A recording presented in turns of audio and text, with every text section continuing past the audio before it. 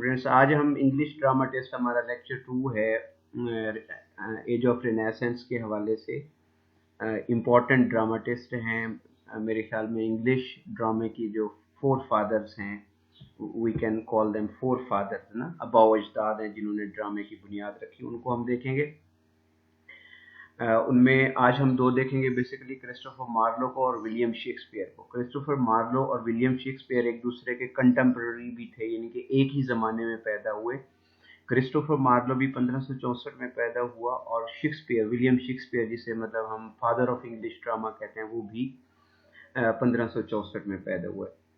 यहाँ पे मैं एक करेक्शन ज़रूर करता जाऊँगा कि क्रिस्टोफर मार्लो जो है वो फादर ऑफ इंग्लिश ड्रामा तस्वुर किया जाता है, बल्कि है भी सही। 1564 में वो पैदा हुआ और 1593 में 1903 में उसकी डेथ हुई। Christopher Marlowe is one of the most suggestive figures of English Renaissance drama and the greatest of Shakespeare's predecessors. Predecessors का माना होता है जो पीछे से रिवायात आ रही हूँ अबू अजदाद के सेंस में ना, कि क्रिस्टोफर मार्लो को शेक्सपियर का उस्ताद भी समझा जाता है, यानी उसने ऐसी ग्रेट ट्रेडिशंस जो सेट की थी उन्हीं को लेकर शेक्सपियर ने आगे फॉलो अप किया, इंग्लिश ड्रामे को परसू किया। तो उसकी लाइफ के बारे में, Marlowe was born in Canterbury only a few months before the Shakespeare. He was the son of a poor shoe maker but through the kindness of his patron, यानी किसी ने उसको पढ़ाया था, यानी जैसे सरपरस्ती करते हैं ना। Was educated at the town grammar school, ये अच्छा स्कूल था। उसने उसके जो पैट्रोन था उसने उसको वहाँ पे पढ़ाया ग्रामर स्कूल में। एंड देन एट कैम्ब्रिज, यानी क्रिस्टोफर मार्लो कैम्ब्रिज यूनिवर्सिटी में भी गया था। इनको लेटर बाद में एक यूनिवर्सिटी विट्स का ग्रुप, जिसे हम कहते हैं कि यूनिवर्सिटी विट्स, उसमें 5-7 ऐसे वो थे, ड्रामाटिस्ट थे जो कि कैम्ब्रिज यूनिवर्सिटी के पढ़े हुए थे। उन्होंने मिलकर लिखना शुरू किया, इसलिए उनको यूनिवर्सिटी विट्स कहते हैं। यानी ऐसे ड्रामाटिस्ट जो यूनिवर्सिटी से पढ़े हुए थे उस वक्त के एज के, उनको यूनिवर्सिटी विट्स कहा जाता था। तो Christopher Marlowe was one of those university wits. When he came to London, तकरीबन appropriately 1584 में, his soul was surging with the scholar learning, ideals of the Renaissance, which later found expression in Faustus, the scholar longing for unlimited knowledge. अगर हम इसके place जो हैं, 6 place हैं Christopher Marlowe को, उनमें सबसे इम्पोर्टेंट जो है वो डॉक्टर फास्टस है। वो लेटर ऑन आप अपने सिलेबस में पढ़ेंगे भी सही ना। तो डॉक्टर फास्टस की कहानी जो है वो ऑटोबायोग्राफिकल नोट है किसी हद तक क्रिस्टोफर मार्लो का। ऑटोबायोग्राफिकल नोट इस सेंस में कहते हैं कि जो उसकी अपनी ज़ाती ज़िंदगी है वो बहुत ज़्यादा मैच कर रही है क्रिस्टोफर मार्लो के प्ले डॉक्टर फास्टस के साथ। यानी जो डॉक्टर फास्टस के हालात और वाक़यात हैं वही सेम के सेम जो है वो क्रिस्टोफर मार्लो के अपने थे। इसको ऑटोबायोग्राफिकल सेंस कहते हैं।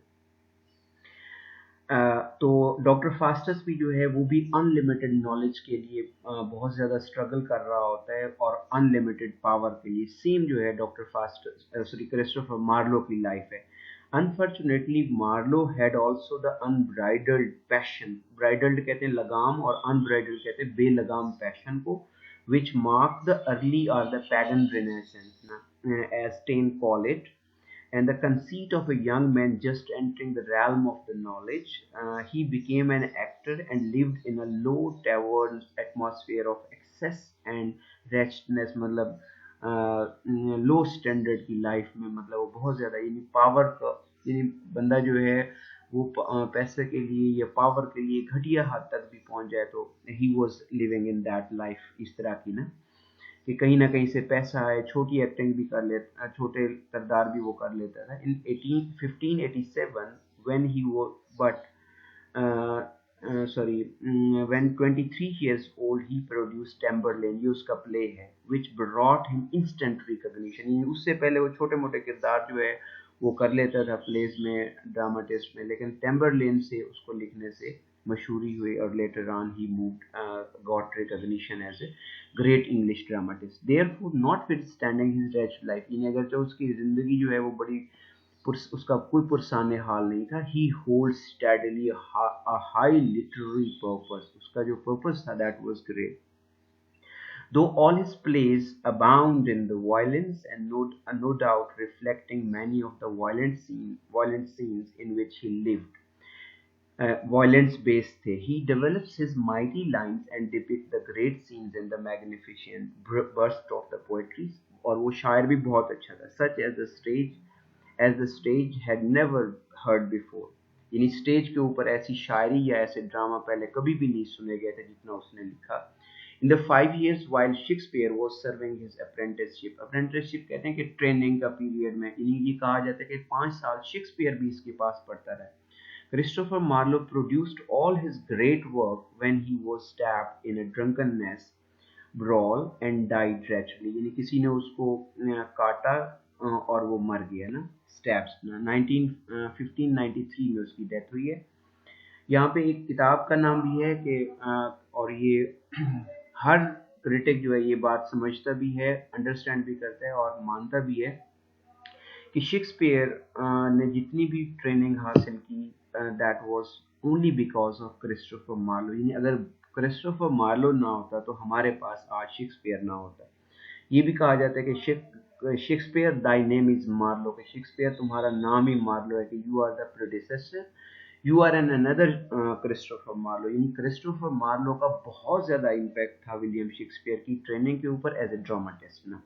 तो अब हम विलियम शेक्सपियर को देखते हैं. One who reads a few of Shakespeare's great plays and then meager the story of his life in journally filled with a vague wonder.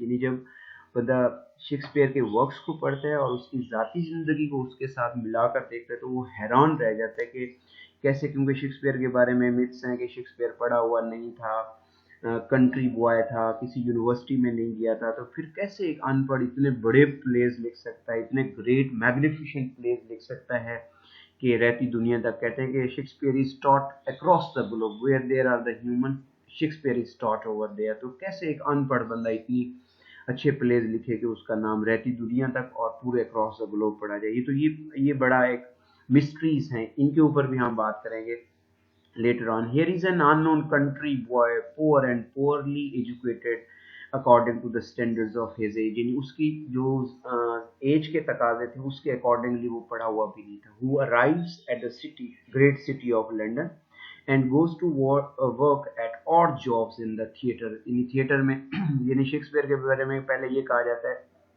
एक डिफरेंट थेरीज हैं. पहले से मुराद एक थेरी ये है कि शेक्सपियर जो है ना वो जैसे थिएटर्स के ऊपर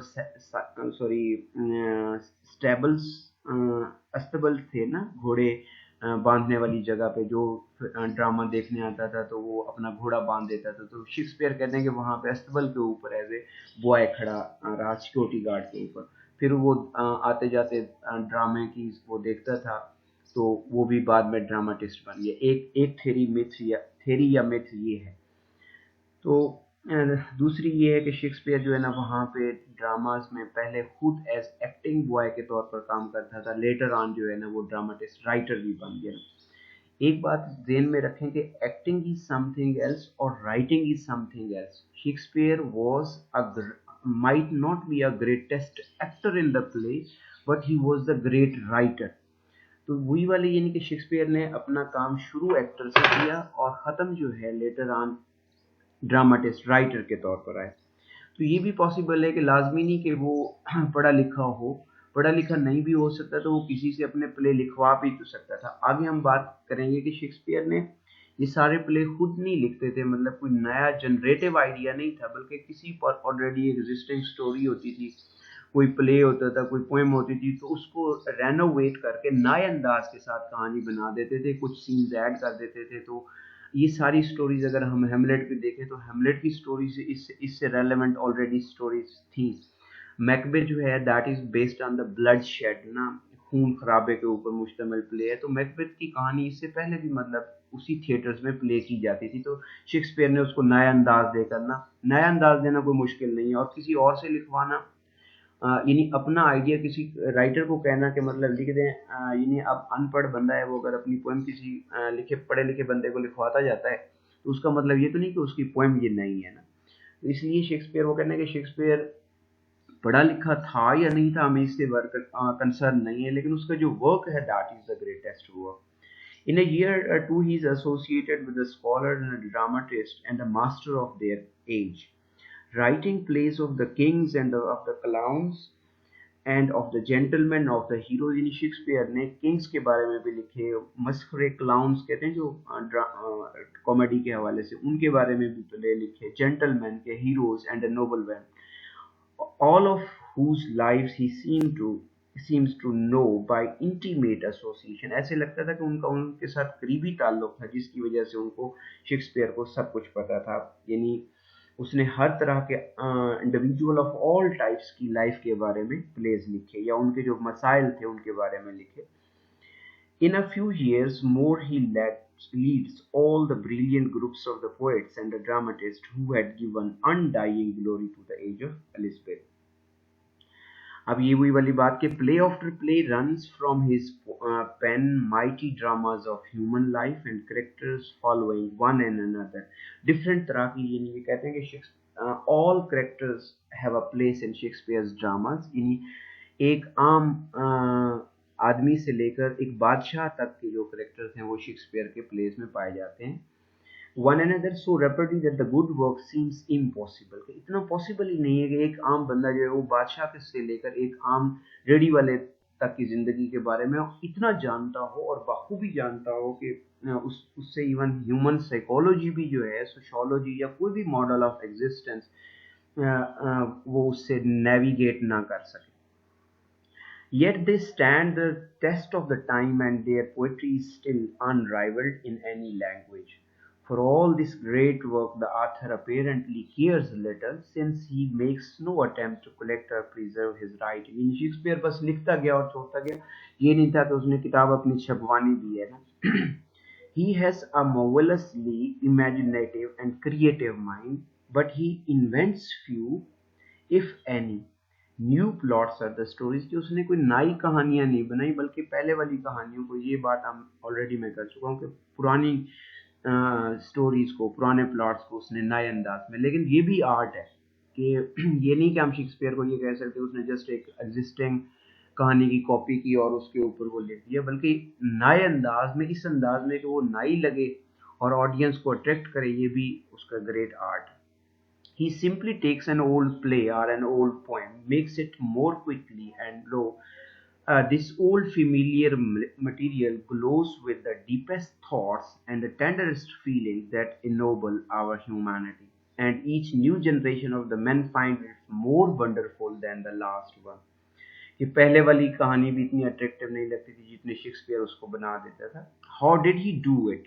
This is still an unanswered question and the source of our wonder। हमें अब भी हैरानगी और परेशानी होती है।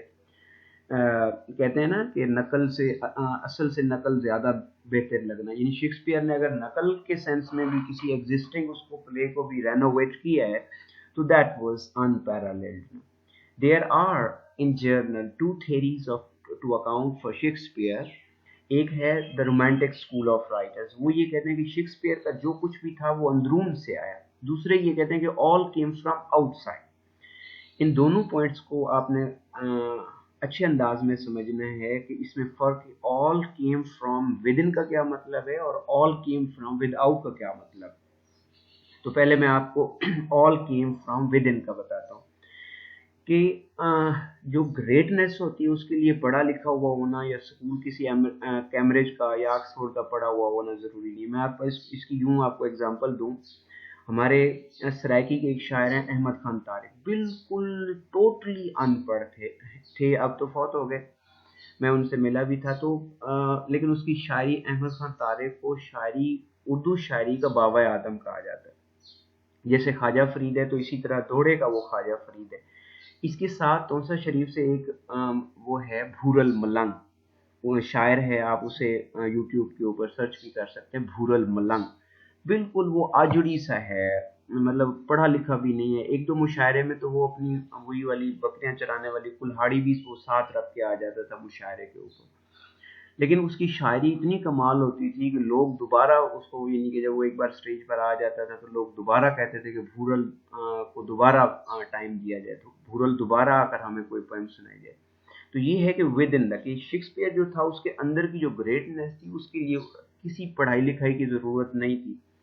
कहते हैं ना कि हीरा कहीं पे भी पढ़ाओ हीरा चाहे वो गन में भी पड़ा हो तो वहां पे भी चमक रहा होता है। तो ये वाला स्टांस है कि all came from within, तो उसको ना पढ़ाई कि that is his genius was his sufficient guide, and that to the overmastering power of his genius alone we owe all his great work, कि उसकी जीनियस की वजह से हमने उसका ग्रेट वर्क उससे लिया है। जबकि दूसरे कहते हैं कि practical unimaginative man on the other hand assert that Shakespeare के जो all came from without, without से मुराद है कि विद इन से नहीं आया बल्कि बाहर का जो माहौल है उससे, यानी कि शेक्सपियर जिन ड्रामाटिस्ट के साथ काम कर रहा था, फॉर एग्जाम्पल अगर वो क्रिस्टोफर मार्लो के साथ काम कर रहा था, क्रिस्टोफर मार्लो कैम्ब्रिज यूनिवर्सिटी का पढ़ा हुआ था, he was such a very great dramatist.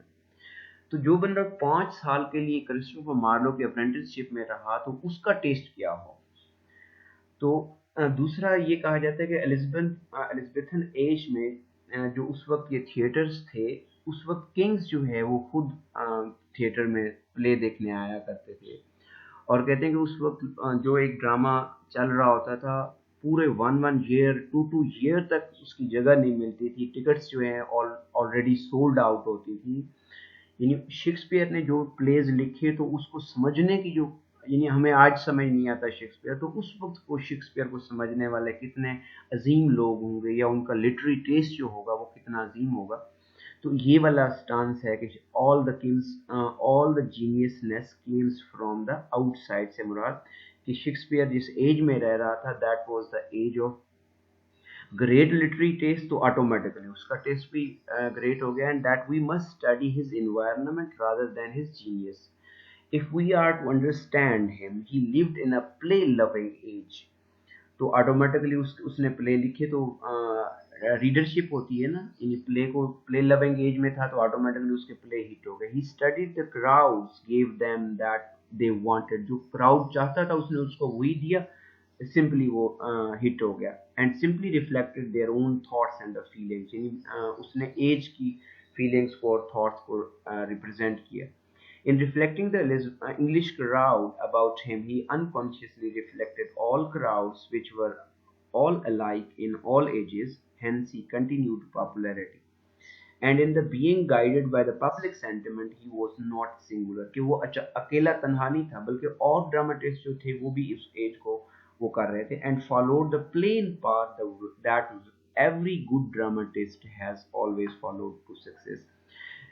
इसका मतलब ये है कि हर ड्रामाटिस्ट जो है वो उस एज को, एज की करंट को, एज की पल्स को देख कर चलता है। यानी अगर आप एज से आगे या एज से आप पीछे हट के लिखेंगे तो definitely you might not get the popularity. Probably the truth of the matter is to be found elsewhere between the two extremes, यानी इन दो पॉइंट्स के शेक्सपियर खुद जीनियस था या शेक्सपियर का माहौल जीनियस था। इससे तीसरा पॉइंट आता है, of his great genius there can be no question. अगर एज के इतना भी इन्फ्लुएंस नहीं होता कि वो किसी डल बंदे को इतना बड़ा जीनियस बना दे।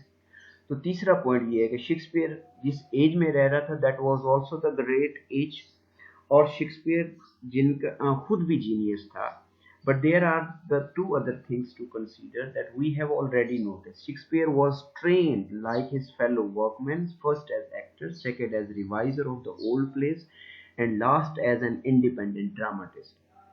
He worked with other playwrights and learned their secrets. दूसरे उससे पता चला उसे कि like them he studied and followed the public taste, and his works indicate at least 3 stages. From, यानी उसके जो प्लेज हैं उनको भी 3 एजेस में डिवाइड किया जाता है। उसके यानी जो पहले प्लेज हैं वो बड़े प्री मैच्योर से इमेच्योर से प्लेज हैं, तो जो उसके दरमियान वाले प्लेज हैं वो ज़्यादा मशहूर हैं ट्रेजेडी के हवाले से, टेस्ट के हवाले से, और जो उसके लेटर ऑन स्टेजेस हैं जो प्लेज हैं, यानी कि जो उसने अपनी उम्र के आखिरी अयाम में लिखे वो भी इतने को ख़ास टेस्ट के हवाले से, यानी कि शेक्सपियर ने अपनी दरमियानी जो ड्रामास के दरमियानी स्टेज थी उसमें ज़्यादा रिकग्निशन हासिल। Like them, he studied and followed the public. Sorry, from his first somewhat crude experiment to his finished masterpieces. So it would seem that in Shakespeare we have the result of hard work and of orderly human development, यानी पहले वो immature dramatist था, later on ज़्यादा काम मेहनत करके चीज़ें देख कर वो अच्छा ड्रामाटिस्ट बन गया। Quite as much of the transcendent geniusness, geniusness जो है वो हमेशा तब्दील हो जाती है। उसकी लाइफ के बारे में, शेक्सपियर की लाइफ के बारे में बहुत सारी कंट्रोवर्सीज हैं कि शेक्सपियर कहाँ से आया था। वो हम ज़रा स्टेप वाइज देखते हैं। शेक्सपियर वॉज बोर्न इन 1564 और डेथ उसकी जो है 1616 में। Two outward influences were powerful in developing the genius of Shakespeare. The little village of Stratford, जहाँ पे वो रहता था, centre of the most beautiful and romantic districts in the rural England है, and the great city of London the centre of the world's political activity. यानी जिन Stratford का और लंदन का उसकी जीनियस के ऊपर बहुत ज़्यादा असर है। And in one week he learn to know the natural man in his natural environment, in the other the social, in London में उसने the artificial man, in Stratford जो था वो देहाती इलाका था और जो लंदन था that was the city area ना। तो एक में उसने नेचुरल आउटफ्लक्स ढूंढे, नेचुरल चीज़ें सीखी, और दूसरे में unnatural, the artificial man in the most unnatural of the surroundings.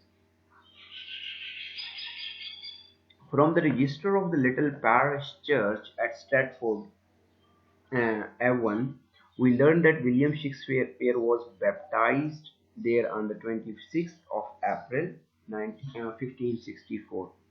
Baptism जो है उसमें क्रिश्चियनिटी, क्रिश्चियंस बनाने के लिए जो बड़े पोप्स होते हैं वो पानी के छींटे मारते हैं उनके ऊपर, तो that is called to make someone Christian is called baptism. It was customary to baptise children on the third day after the birth. The 20th यानी 23rd ऑफ द अप्रैल जो थी वो उसकी डेट ऑफ बर्थ शुमार होती है, is generally accepted as the poet's. और कहीं कहीं 3 मई भी जो है ना उसकी डेट ऑफ बर्थ तस्वर की जाती है।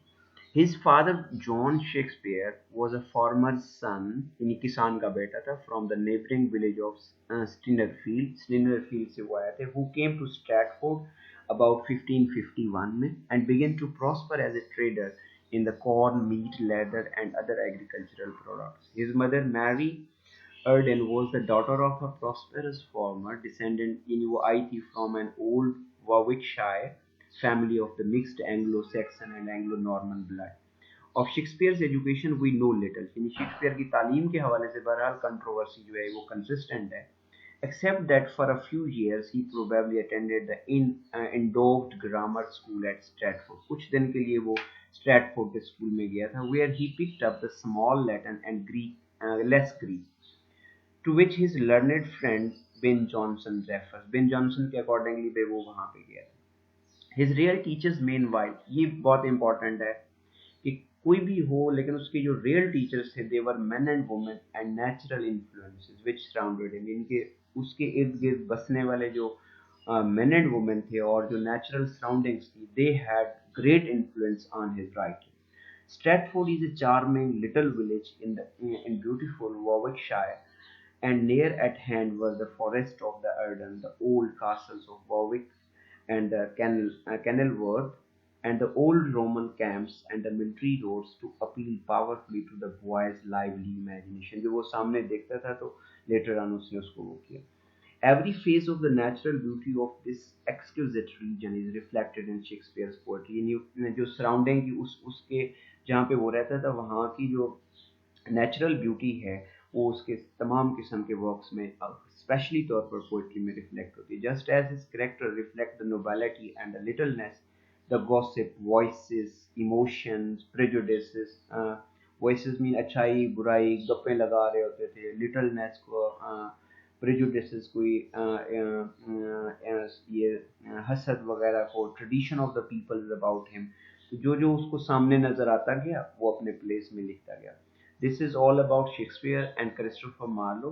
लेटर ऑन मैं थोड़ा सा प्रोज के हवाले से कि अगला जो लेक्चर मेरा होगा वो मैं रिनेसेंस या एलिज़ाबेथन एज को, आप ज़हन में रखें कि एलिज़ाबेथन एज को ही रिनेसेंस एज कहते हैं।